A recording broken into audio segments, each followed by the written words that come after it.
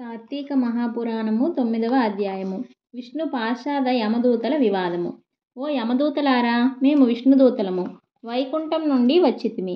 మీ ప్రభువగు యమధర్మరాజు ఎటువంటి పాపాత్మలను తీసుకుని రమ్మని మిమ్మల్ని పంపెను అని ప్రశ్నించిరి.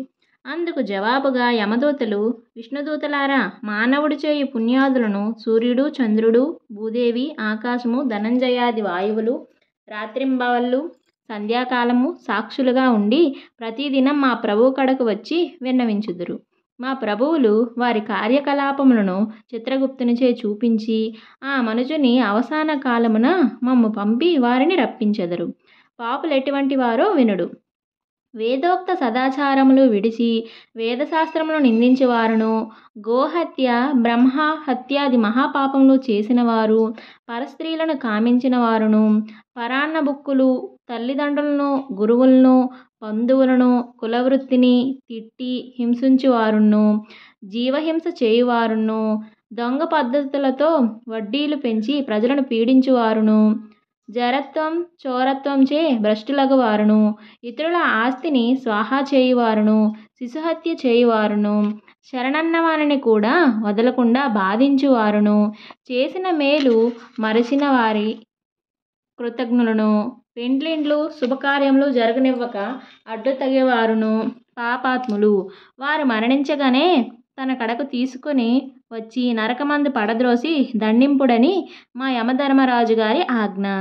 ఇది అటులుండగా ఈ ఆజామీలుడు బ్రాహ్మణుడై పుట్టి దురాచారములకు లోనై కులభ్రష్టుడై జీవహింసలు చేసి కామాంధుడై వావి వరసలు లేక సంచరించిన పాపాత్ముడు.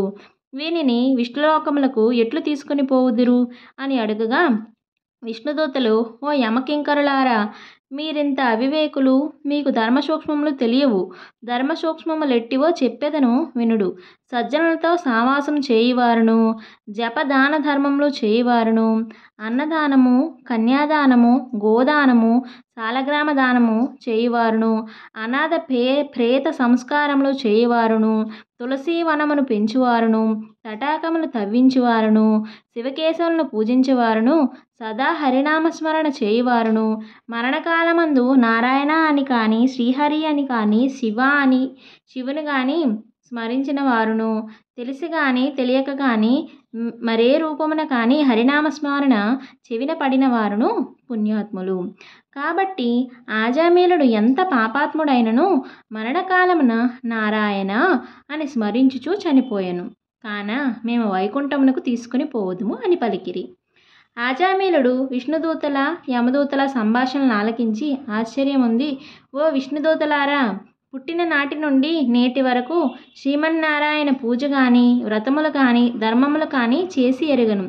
వర్ణాశ్రమములు విడిచి కులభ్రష్టుడనై నీచ కులకాంతలతో సంసారము చేసి తిని నా కుమారుని అందున్న ప్రేమచే నారాయణ అనినంత మాత్రమున నన్ను ఘోర నరక బాధల నుండి రక్షించి వైకుంఠమునకు తీసుకొని పోవుచున్నారు.